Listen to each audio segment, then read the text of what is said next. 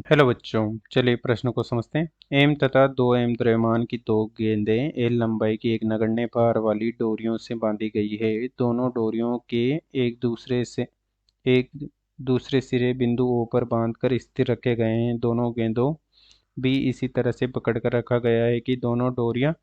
एक ही क्षैतिज रेखा में रहे। इस स्थिति में निकाय को विराम अवस्था से छोड़ा जाता है। दोनों गेंदों के बीच होने वाली टक्कर पूर्णतः प्रत्यास्थ है। टक्कर के तुरंत पश्चात दोनों गेंदों का वेग ज्ञात करें। हमें टक्कर के तुरंत पश्चात दोनों गेंदों का वेग ज्ञात करना है। मुख्य अवधारणा में हम देख सकते हैं कि माना कोई m1 द्रव्यमान की गेंद है जो कि u1 वेग से गतिशील है, करती हुई m2 द्रव्यमान की गेंद जो कि v2 वेग से गतिशील है से टक्कर करती है, और टक्कर के पश्चात m1 द्रव्यमान की गेंद v1 वेग से व m2 द्रव्यमान की गेंद v2 वेग से गतिशील हो जाती है। चूंकि इस टक्कर में कोई बाह्य बल नहीं लग रहा है तो संवेग में संरक्षण होगा, और संवेग संरक्षण से हम लिख सकते हैं कि m1 u1 सदिश प्लस होगा m2 u2 सदिश, जो कि टक्कर के पहले संवेग है, तथा टक्कर के बाद संवेग हो जाएगा m1 v1 सदिश प्लस m2 v2 सदिश। तथा ऊर्जा संरक्षण के लिए हम लिख सकते हैं कि यांत्रिक ऊर्जा संरक्षण से हम लिख सकते हैं कि गतिज ऊर्जा में परिवर्तन बराबर होगा माइनस स्थितिज ऊर्जा में परिवर्तन, जिसे हम लिख सकते हैं कि के फाइनल माइनस के इनिशियल बराबर होगा minus of you final minus you initial. अब चलिए प्रश्न को हल करते हैं। प्रश्न में दिया गया है कि एक m द्रव्यमान की गेंद है और एक 2m द्रव्यमान की गेंद है जिन्हें l लंबाई की द्रव्यमानहीन डोरियों से बिंदु O पर बांधा गया है, और इस प्रकार ये यहाँ पर स्थिर अवस्था में है, और जैसे ही इन्हें छोड़ दिया जाता है तो ये इस प्रकार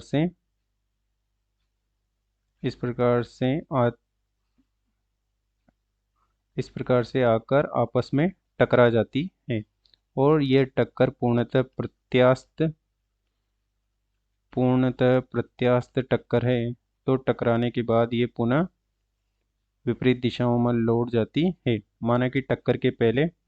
u1 वेग इस प्रकार है तो u2 वेग इस प्रकार होगा, तो जिसके लिए हम लिख सकते हैं कि ऊर्जा संरक्षण से हम लिख सकते हैं कि टक्कर के पहले ऊर्जा संरक्षण से हम लिख सकते हैं कि के फाइनल माइनस के इनिशियल बराबर हो जाएगा you final minus you initial का ऋणात्मक मान। तो m द्रव्यमान की गेंद के लिए हम लिख सकते हैं कि इसकी ये पहले विराम अवस्था में था तो इसकी प्रारंभिक गतिज ऊर्जा 0 हो जाएगी, तथा बाद में माना कि ये u1 वेग प्राप्त कर लेता है तो ये हो जाएगा 1/2 m गुणा u1 की घात 2, और माइनस हो जाएगा प्रारंभ में क्षैतिज अवस्था में तो इसकी स्थितिज ऊर्जा प्रारंभ की स्थितिज ऊर्जा 0 हो जाएगी, पर तथा ये क्षैतिज अवस्था से एल नीचे चला गया है तो इसकी स्थितिज हो जाएगी एम जी माइनस एल, और ये हो जाएगी कुल बराबर 1/2 एम यू 1 की घात 2 बराबर हो जाएगा एम जी एल। तो एम से एम कट जाएगा और u1 बराबर हो जाएगा 2g एल का वर्गमूल। इसी प्रकार से 2m द्रव्यमान की गेंद के लिए हम लिख सकते हैं कि प्रारंभ में उसकी गतिज ऊर्जा 0 थी, और बाद में 1/2 2m गुणा u2 की घात 2, तथा ये हो जाएगा minus of m 2mg minus L, क्योंकि ये भी नीचे आया है क्षैतिज अवस्था से तो ये भी हो जाएगा u2 बराबर वर्गमूल 2g एल। तथा यहाँ हम देख सकते हैं कि u1 u2 का परिमाण हो जाएगा u के बराबर, जो कि हो जाएगा वर्गमूल 2g एल, परंतु इनकी दिशा विपरीत है तो u1 बराबर हो जाएगा u तथा u2 बराबर हो जाएगा माइनस ऑफ u, क्योंकि इनकी दोनों की दिशा विपरीत दिशा है। तथा अब हम देख सकते हैं कि टक्कर के पहले संवेग तथा टक्कर के बाद संवेग, अर्थात संवेग संरक्षण से हम लिख सकते हैं कि m1 u1 plus 2m u2 बराबर हो जाएगा, टक्कर के बाद संवेग हो जाएगा m गुणा v1, माना कि टक्कर के बाद का वेग है, तथा m गुणा 2m गुणा v2, तो v1 का मान हो जाएगा u, माइनस हो जाएगा 2m गुणा u, बराबर हो जाएगा mv1 प्लस 2mv2, और ये हो जाएगा v1 प्लस v2 बराबर, सॉरी, v1 प्लस 2v2 बराबर, v1 प्लस 2v2 बराबर हो जाएगा माइनस u, जो कि समीकरण नंबर 1 है। तथा चूंकि यह टक्कर पूर्णतः प्रत्यास्थ टक्कर है, तो इसके लिए हम लिख सकते हैं कि E बराबर 1 होगा, और E के मान को हम लिख सकते हैं कि दूर जाने का दूर दूर जाने का आपेक्षिक वेग बटे हो जाएगा पास आने का आपेक्षिक वेग, जो कि हो जाएगा v2 माइनस v1 बटे हो जाएगा u1 माइनस u2, और इसमें मान रख देंगे, जो कि हो जाएगा v2 माइनस v1 बटे हो जाएगा u minus minus of u, और ये 1 के बराबर है क्योंकि पूर्णतः प्रत्यास्थ टक्कर है,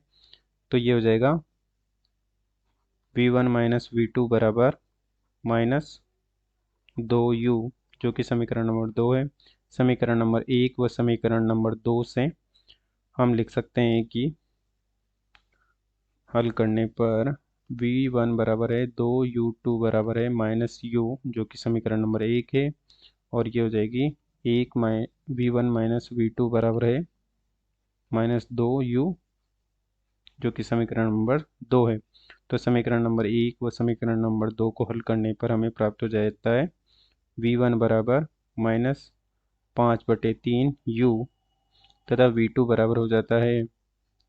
u/3, और u का मान है वर्गमूल 2gl, तो यहाँ पर मान रख देंगे, तो ये हो जाएगा माइनस ऑफ वर्गमूल 50gl/3, तथा ये हो जाएगा वर्गमूल 2gl/3, जो कि v1 व v2 के मान है। अतः यही हमसे प्रश्न में पूछा गया है कि टक्कर के बाद दोनों गेंदों के वेग क्या होंगे। अतः दिए गए प्रश्न को हमने हल कर दिया है। आशा करते हैं आपको समझ में आया होगा। धन्यवाद।